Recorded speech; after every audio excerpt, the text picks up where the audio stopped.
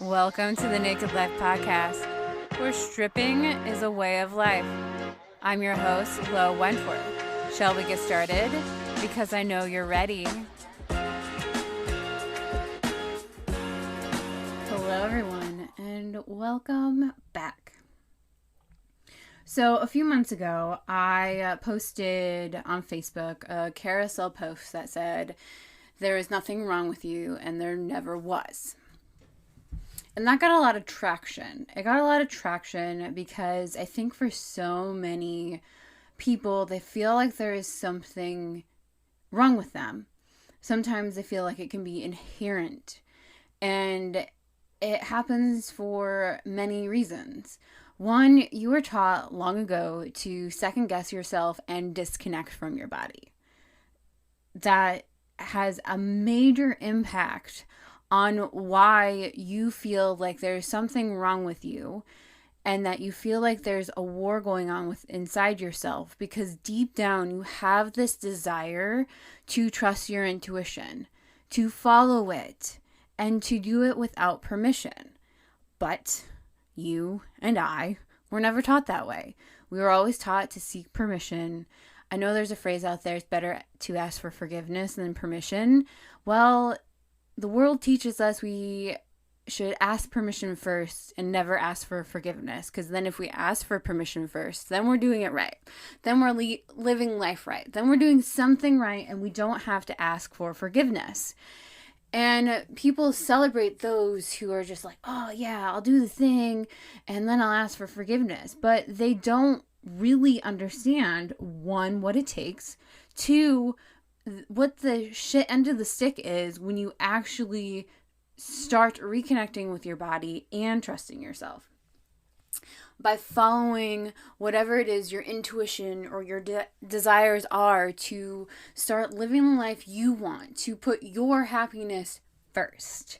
They don't understand like how hard it is to disconnect and unlearn what you have learned growing up, to learn how it is to have a healthy relationship with yourself, what that looks like, to be okay and secure in who you are and not give a flying fuck what others' opinions are. Again, that's easier said than done, and most people won't ever do it. I was watching a Tom Hardy series. God, it was on Hulu. He was kind of like a mysterious privateer that went to Africa, then came back to England after his dad died, then was going over to the colonies. It was kind of like a period film. It's got like a lot of witchiness about it and just different like, supernatural things, but not really. It's kind of like normal-esque. I'm trying to think of I can't remember what the title is. But he inherited his father's property, and then he inherited the servant that served his father. And, Tom Hardy's character was getting ready to take a ship to the colonies, and he left his servant behind because his servant wanted to go with him, but Tim Hardy said, you don't want to be free. Like, I'm butchering the line now, but it was like, you don't want to be free because this man has lived a life of service. He has followed all his life. He does not know what it's like to live a free life, in the sense you are leading yourself. You are not following orders, directions, or cues from others. You're following orders, directions, cues from yourself. And I thought that was so profound and woke me up, because, it's just a lot of people aren't necessarily meant to be leaders, but you listening are. Otherwise, you wouldn't be here listening to this podcast or following me or even know that I exist. But you're meant to be leaders, and it's one of the things you have to accept as being a leader is understanding that those who follow you aren't always meant to be leaders. They don't necessarily want to be leaders. They just want someone to give them the checklist, to tell them, okay, you have to do A, B, C, D, E, F, G, and then you get whatever equals success, or whatever means you're living your life right, or whatever it is that means they're doing their normal, so to speak. And that's okay. That is perfectly okay. That is possible that people do desire to be leaders, but are not meant to be leaders because they're not willing to put in the work to be leaders, to learn how to heal their relationship with themselves and trust their intuition for the next step, instead of seeking cues outside themselves and getting them from others. And so, getting back to, you feel like there's something wrong with you, is in that sense of, you've also probably grown up in a home with friends in a small town, or just like your family life, or whatever it may be, is that they are living in this small little bubble. And you have this very curious, open mind, like you know the world is inherently big. And that turns you the fuck on because you're so curious that you want to learn about the world. You want to learn different things, different cultures, different ways of thinking, different concepts, different ideas. Because internally, that helps you figure out what is your truth, what is in alignment with you. And you're okay with having a little discourse and having like a quote unquote heated discussion. I know that's a trigger word for people, heated discussions, but anyways, but having a discussion or debate about an idea of concept, and you'll still be okay with the person because you're accepting of who they are. Not everyone is. So this small little bubble that you grew up in or were born into, and these people who have relatively smaller dreams than you, make you feel like there's something wrong with you and that you're the black sheep, that you don't belong, or you feel like you should just be normal already and just accept the smaller things in life. But you don't want the smaller things in life. You want the big things. You want to live a life on fire.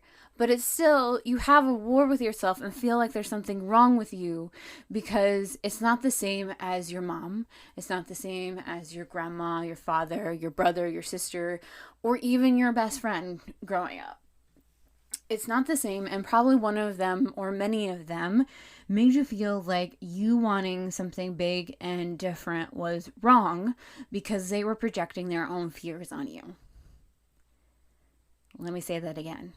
They probably made you feel wrong for your desires, for your big dreams, because they were probably projecting, not probably, they were projecting their fears on you. Because they became jaded with the world. Because something happened that caused them to no longer believe in their dreams and themselves and just be okay with where they're at. That somehow the status quo and living how their family has lived for years is okay, is the safe option. So when someone comes along like you, the dreamer, or what they call the black sheep, my grandma doesn't like it when I call myself the black sheep, FYI. She likes it when I call her the explorer. But let's be real. You feel like the black sheep because you want something different. You don't necessarily want the same things as what you were told growing up or what they've even wanted when you witnessed like your family growing up. You don't want that. You want something different. So then they made you feel wrong. Made you feel small. You decided somewhere along the line playing small was the safe bet, even though you knew internally you were killing your soul just slowly. And that's okay. That's one of the things that on my own journey is that I had to forgive myself for how I survived. And that's one of the biggest things no one really talks about is when you're on this personal development journey, coming home to yourself, really taking those leadership steps within yourself and leading your life how you want to and how you see fit. No one talks about forgiving your choices of the past and accepting that you were doing the best you could at the time. You were actually doing something out of survival when you didn't even realize it or know what the concept was. And so it's hard when you do all this personal development and you look back, and hindsight is 2020, and you just start shitting on yourself, shaming yourself, feeling embarrassed, pissed off, whether it be those around you or at yourself, how you reacted, or that you weren't strong enough, quote unquote, at the time to do what you feel like you would do now, since you are gaining, actually healing your relationship now with yourself. And that's okay. It is okay to be angry at yourself. It is okay to feel shameful and embarrassed of the actions that you did or wish you would have done something different at the time. But it's not okay to get stuck there. It's not okay to continually bash yourself for things you did with the information you were given, and most likely it was out of survival mode. I know there's a lot of things growing up that I look at and look back on, and it's just, I wish I was stronger, but I was strong as fuck at the time.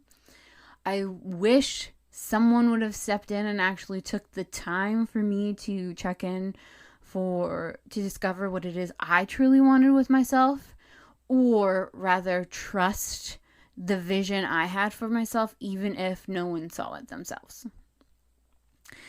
And I took different actions that I felt I needed to. So it was the stereotypical, you go to college, you get a good job, you find your significant other, then you get married, you have kids, yada, yada, yada, because that somehow equals success for everyone.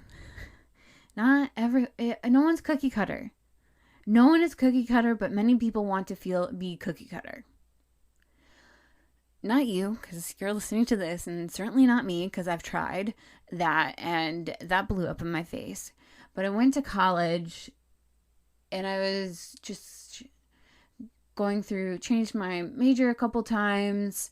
I originally went from fashion merchandising, realized I didn't want to be in that world because I don't like catty bitches. I'm very much going back on it now. The words for it is own your shit. I don't like being catty. I don't like playing games. And I definitely don't like it when people shove off the blame when they did something. You make a mistake. You fuck up. Own it. Own it and move on. We good. But if you do this putz around thing, oh, well, so-and-so told me this, or, I just wasn't feeling myself at the time. I don't actually really give a fuck. Because when you tell me you weren't feeling yourself at the time, you are gaslighting me and gaslighting my feelings. And it is perfectly acceptable for you not to be yourself in that moment when you took that action, but it's not acceptable for you to blame it because you weren't yourself in that moment. You still took an action. You still did something with the best of your ability. So take ownership of that. And so then that comes around, my long-winded talk there, comes around back to you is taking ownership of those things, of those decisions you feel shameful for. You feel pissed at yourself for taking, or regretful for taking. Own it. Yes, you did the best you did at the time, but take stock in that, yes, maybe there could have been a different way. Maybe you were aware. Maybe your intuition was going, hey, I'm here. Hey, listen, come on. Nope, not a good idea. Hey, that's fine. That is perfectly okay. And if you're at a place you're just oh, well, Lo, it's easier to forgive than doing it. Well, yes, forgiveness is fucking hard. Forgiveness is about you, not the other person. And it's fucking hard. You don't magically, I know there's an affirmation out there of many times of, I think I learned it from Gabby Bernstein, was I forgive X. I forgive Sally. But internally and energetically, that felt wrong because you were still mad at Sally. Because I was still mad at Sally. I'll just use Sally. I don't know a Sally. If your name's Sally, this is just an example. So I was still mad at Sally. And every time I would say, I forgive Sally, it just would irk me because one, it was wrong. I do not forgive Sally because I'm still mad at Sally for taking my lunch money. So instead of actually taking the steps to heal and forgive, you get into this downward spiral of also, again, disconnecting from yourself and trusting yourself because you're not honoring what your truth is. I'm not forgiving Sally for taking my lunch money. I am pissed AF that Sally took my lunch money. So as I'm going through this, and then I learned the concept of the belief bridge. So the belief bridge is like taking where you're at. So I'm pissed at Sally for taking my lunch money, going all the way over to the other end of the bridge, and it's I forgive Sally for taking my lunch money. I just forgive her. I'm no longer upset with her. I'm no longer mad at her. I forgive Sally. So then to get from point A, which is I'm so mad at Sally, I wish her milk curdles because she took my lunch money, to I forgive Sally. I don't care for milk curdles. If her milk curdles, that sucks. Maybe that's karma, but I don't care. I just forgive Sally. To get to that point, there's in-between beliefs. And so I do this a lot with my clients, is especially when we're talking about forgiveness, because that's an easy example, is instead of saying, I forgive Sally, because that does not hold true to who you are. It is energetically not true, and your body is screaming at you that it's a lie. And you know what that feels like when it's just like, wrong. Like you can feel your body just contract and being like, no, this is wrong. We are on this journey of healing our relationship, so let's actually acknowledge what the truth is. So instead of saying, I forgive Sally, and then also not wanting to be in this place of, I hate Sally, I hope she chokes on her curdled milk, is this in-between place of where I say, I'm willing to forgive Sally. And that feels different in the body because you are willing to forgive. You are just not there yet. And so it's acknowledging the fact that you're in this in-between space of like you have this desire to forgive Sally, but you are not there yet to forgive her because you are still mad at her for stealing your lunch money. So you're willing to forgive. And so you just continue that cycle of saying, I'm willing to forgive Sally. I'm willing to forgive Sally for her lunch money. Actually, I think I'm starting to forgive Sally for stealing my lunch money. Oh, yes, I'm starting to forgive Sally for my lunch money. I'm no longer willing to forgive because I'm starting onto the train of forgiveness, but I'm not wholly quite there that I'm forgiving Sally. And then eventually you'll get to the point of, I forgive Sally. So that's a whole belief bridge that you can put and turn around on yourself. You can be mad at yourself and be like, you know what? I'm willing to forgive myself for not standing up to that person who took my lunch money. I'm willing to forgive myself for not taking action in that moment when Sally took my lunch money. I'm willing to no longer be mad at myself for something I did. And just continue that line there. So it makes forgiveness easier. It makes healing easier. It's one of the challenges I have with the community that's like that whole affirmations of being, I'm abundant. And when internally you don't feel abundant. It's like, I'm willing to learn how to be abundant. Or I'm willing to learn to allow myself to be abundant or be open to abundance, what that looks like. Because not a lot of people know how to receive. They don't know how to receive graciously. And abundance requires you to receive graciously and without effort, generally speaking. And that's a whole nother podcast. But that's just another example. So like if there's another belief, so like if you believe there is something wrong with you, then it could be I'm willing to believe there isn't anything wrong with me. Getting to that point of I believe there isn't anything wrong with me. Just going from there. Also, a lot of times people feel like there's something wrong with them because they do feel disconnected. And so when you start this whole process of leaning into healing your relationship with yourself, you start to unbury yourself, or you start to unlearn things about yourself, because you have to unlearn things before you learn how to have a healthy relationship with yourself. So you just feel like there's something wrong, because as you're uncovering the layers of your onion, according to Shrek, you learn deeper and deeper about yourself. But as you simultaneously heal your relationship and get connected to you, it's still having to forgive yourself for what you did in the past. And it's unburdening yourself for having this idea that you have to be perfect, that your life has to be perfect, that you can't do anything wrong, that all mistakes never happened, otherwise you're unworthy of the life you want. Which you are not, by the way. You are not unworthy of the life you want. You've been tricked to believe that because you've been taught to second guess yourself and disconnect from your body. So there isn't anything wrong with you. And if you feel like there is a war going on with yourself, that is perfectly fine. That's an okay place to be.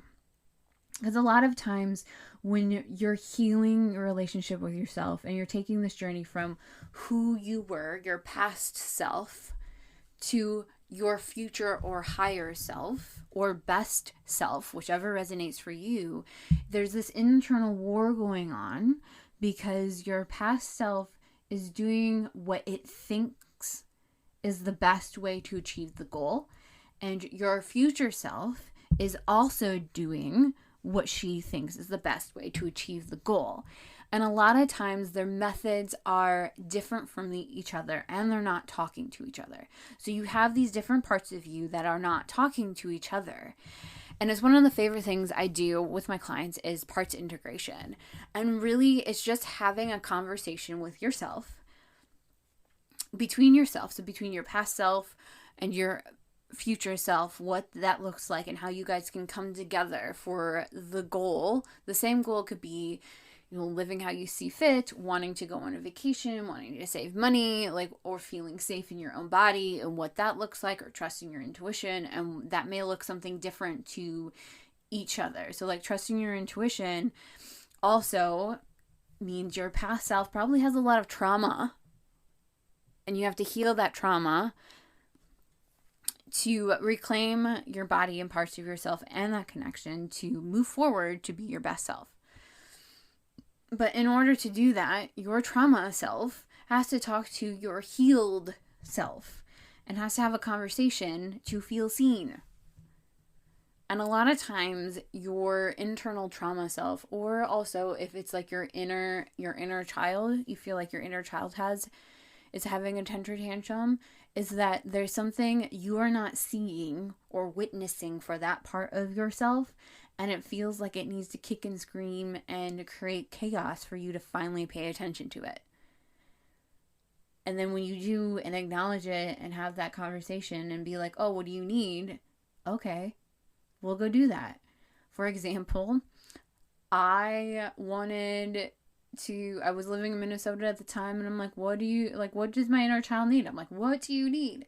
And she was just like, I just want to go on a roller coaster. Middle of winter, Minnesota.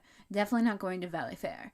I went to the Mall of America because they have a mini amusement park in there.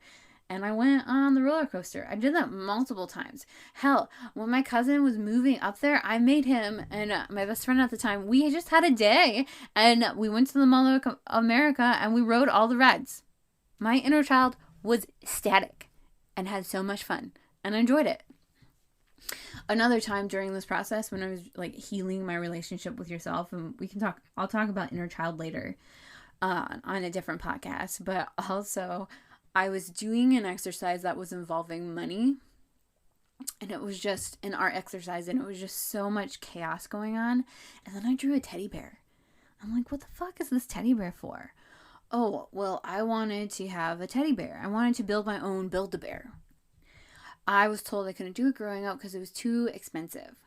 And I realized then and there, okay, I'm going to go to Build-A-Bear and build a bear. And I'm going to go as my 8-year-old self, and I'm going to do all the requirements of the Build-A-Bear. I'm not going to walk into Build-A-Bear and be like, oh, cool, I'm an adult, so I have to pretend not to have childlike fun. No, I went in with a group of ladies and I literally had so much fun. I told the person doing it, filling it up, I'm like, have me do all of the little kids do, because you have like make a wish into the heart and whisper it and put it in. I'm like, she had me do all of the crazy stuff to do that. And I didn't wash it, but I could have. And then I went shopping for her little outfit. And I didn't buy her anything because they did have a leather jacket, but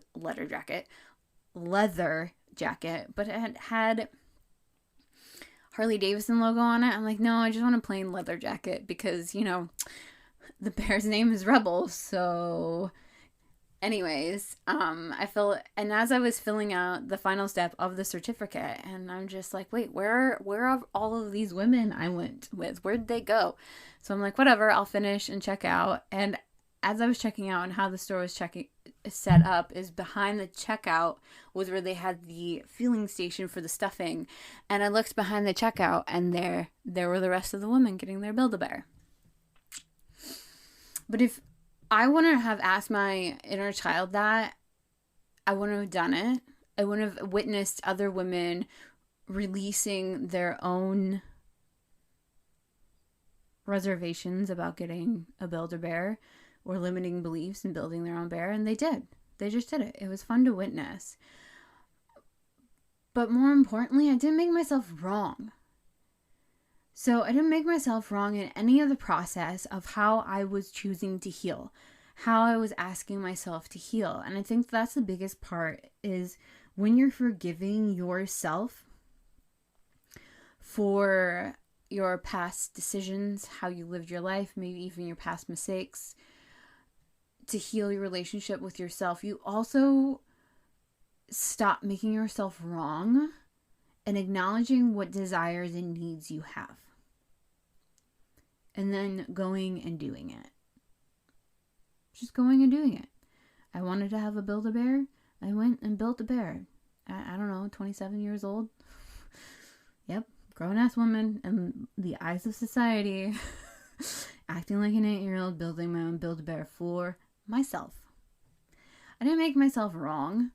Hell, I've never made myself wrong making my Build-A-Bear. Like, it was one of the best decisions of my life. But I wouldn't have got there if I wasn't on this journey of healing my relationship with myself. Stop being at war with myself, because it's exhausting. It's so exhausting trying to be something you're not. And then just accepting whatever needs you have as they come. No matter how silly they look, no matter how childish they look, no matter how weird they are, because they are your needs. There is something in you that needs that. There is something in you that needs to be witnessed. And that's how you start building trust with yourself.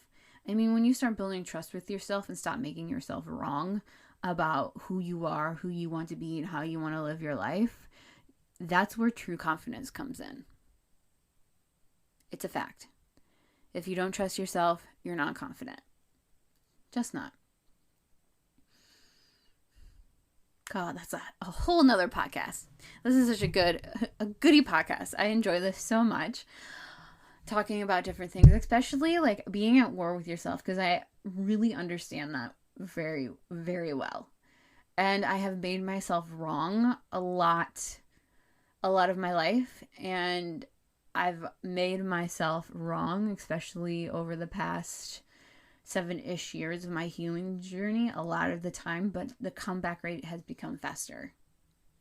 And that's all about. Like, there are moments where I do beat myself up for actions I did in the past or didn't take in the past, and making myself wrong. And then I realize that I am shaming myself, and then it goes uphill of the forgiveness train and rewiring that limiting belief you had.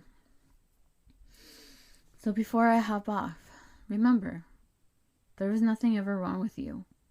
Nothing will ever be wrong with you. You are meant to live your life how you see fit, how you want to. And it's okay if it's different from those around you. Thank you for listening to this episode of the Naked Life Podcast. Please remember to rate, review, subscribe to this podcast, and share with all your friends.